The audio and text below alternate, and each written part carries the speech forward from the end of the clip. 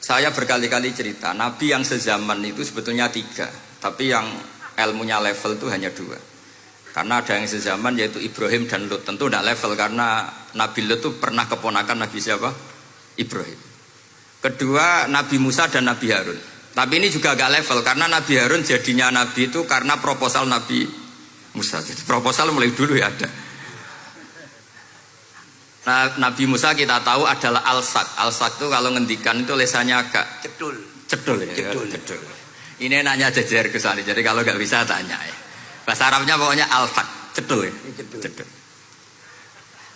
Karena masyhur ya kita tahu cerita itu Musa yang kecil itu wis beling. Jadi nak digendong Fir'aun itu dijabuti jenggote. Padahal masih kecil. Sesuai Fir'aun curiga dasar Bani Israel. Lama-lama dia memutuskan sepatah ini ya, jadi jelas darah-darah Israel. Kita tahu Fir'aun adalah orang Kipti, orang Mesir. Setelah berkali-kali gitu terus tanya gini sama Asia, ini anak ini sudah bisa mikir, memang dasar Bani Israel, jadi gak suka orang Kipti. Orang bah cah cilik biasa, gak masalah. Singkat-singkat terus dites ada jamroh, ada bara api sama apel. Sebetulnya Musa ini sudah tahu mau ngambil apel, tapi kalau dia ngambil apel dibunuh sama Fir'aun, berarti bisa membedakan. Akhirnya sama Jibril diarahkan ngambil apa? Api jamroh tadi. Akhirnya agak ditelan terus menjadi lesannya apa? Cedul. Sampai sepuh jadi nabi tetap begitu. Makanya beliau ngendikan Rabbi syrahli sadri wa yassirli amri wahlul 'uqdatam min lisani yafqahu qawli. Terus proposalnya itu tadi waj'alli waziram min ahli Haruna akhi. Sebagian ayat lebih jelas lagi yaitu wa akhi Harun huwa afsahu minni lisanan fa arsilhu ma'iya rid ayyusaddiquni. Jadi dan saudara saya Harun lebih fasih berbicara daripada saya. Jadi kualitas ilmiahnya bagus Musa tapi jubirnya itu Harun. Ya kira-kira kayak Mbah Lim dulu. Iya Mbah Lim. Ya. Jadi ini saya jubirnya Gus Ali, saya Harun, ini Musa. Maksudnya kaya karena sudah ada nabi. Singkat cerita, karena Musa itu agak alsak, sehingga Harun ini ya nggak levelnya. Padahal sezaman, sehingga ya nggak pernah bantah-bantahan, nggak pernah adu argumen. Yang benar-benar nabi sezaman dan kemudian sering adu argumen adalah Isa dan Yahya. Kita tahu umurnya ya imbang, kualitas al-mazaya wal wa'il juga imbang. Nabi Isa kita tahu wa yukallimun nasa fil mahdi wa kahla. Mulai kecil bisa ngendikan, ya sudah pinter. Nabi Yahya kita tahu ya Yahya khudil kitaba biquwah wa atainaul hukma sabiyya. Jadi sama-sama pinter. Wa hanana min ladunna wa zakah wa kana taqiyya. Itu dua beliau ini menjadi satu manhaj besar dalam Islam. Itu kalau main ke salah satu kampung, itu Nabi Isa tanyanya aneh. Aina syirarun nas? Orang-orang yang jelek-jelek itu di mana? Orang-orang fasik itu rumahnya mana? Kalau Nabi Yahya tanya, aina khiyarun nas? Orang-orang baik itu di mana?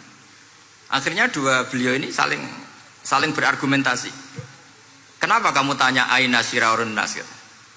Terus Nabi Isa katanya, lah kenapa kamu tanya aina khiyarun nas? Terus kata Nabi Yahya, enak kancanan wong soleh, gak ruwet kan. Kancanan wong soleh itu kan enak, gak dibodoni, gak ruwet. Pemene kancanan wong mati, sering bodoni gitu.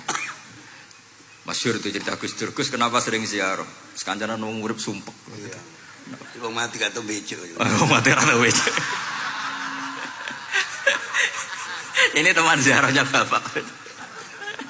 Wong mati ora tau bejo. Ya. Itu ya ini santai-santai saja, rileks saja. Karena saya sudah tahu mau ngomong apa. Nanti kalau ingin serius ya ngaji sama saya, harus khatam biar enggak jadi korban kama sayati sama kama takodam. Akhirnya Nabi Yahya gantian tanya, kenapa kamu tanya aina syirarun nas? Itu masyhur beliau. Ini dalam kitab Tabaqatul Asfiya karangan Abu Nu'aim al-Asfihani.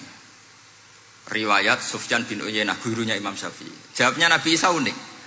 Ana an-nabiyyu, saya ini nabi. Bimanzilatit tabib. Nabi itu ibarat dokter. Udawil mardo. Di mana-mana dokter itu cari orang sakit. Makanya di NU itu banyak kiai-kiai yang nangani orang-orang fasik. dakwah ning gone wong nakal-nakal itu ya ada khazanahnya, asal gak keterusan katut gitu saja. Jadi kalau kamu niru Gusme itu sebenarnya konsepnya satu, asal ada bukti jadi wali dan tidak katut. Kalau ndak ya sudah usah. Gak usah wae kata Gus Ali sudah. Kalau gak kelasnya jangan. Sehingga dua beliau itu jadi khazanah besar. Misalnya Anda jadi kiai di daerah-daerah yang Islamnya sudah maju. Mungkin Anda ini hanya mendapat fasilitas dari Islam. Makanya saya sendiri secara pribadi, misalnya kecelok pinter, tah ranking, tah juara musabaqah tilawatil Quran, kadang dari sekian prestasiku untuk umroh mendapat. Karena kita punya prestasi di daerah yang prestis. Sementara teman-teman kita, makanya ini kalau ada santri progresif yang nggak pinter, tak kasih ijazah, tak kasih support. Barokahnya tidak pinter, akhirnya hidup di daerah tertinggal. Barokahnya hidup di daerah tertinggal, Anda muassisul ma'had, Anda muassisul masjid.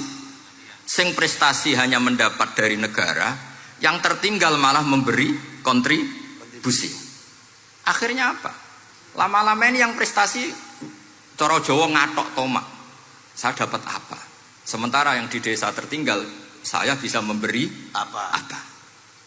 Sehingga Allah bikin wong bodoh itu ada rencana besar itu kira. Jadi mau orang bodoh itu gak ada orang-orang santri yang hidup di daerah-daerah apa? Tertinggal. Aman golek prestasi, golek umroh. Terus ambisi ngimami Masjid Haram barang. Terus kapan dakwahnya? Karena yang diburu itu mendapat, bukan memberi. Ini bahaya sekali bagi Islam. Sehingga tradisi guru-guru kita, nah santri pinter ya dilem, santri bodoh ya dilem, santri bulet ya dilem, santri setengah bulet ya dilem, sekabeh kaulane pangeran. Kok ana hikmah dhewe-dhewe kata itu. Tapi ini bukan justifikasi atau melegitimasi kenakalan anak-anak Anda. Ini mau cerita ilmiah.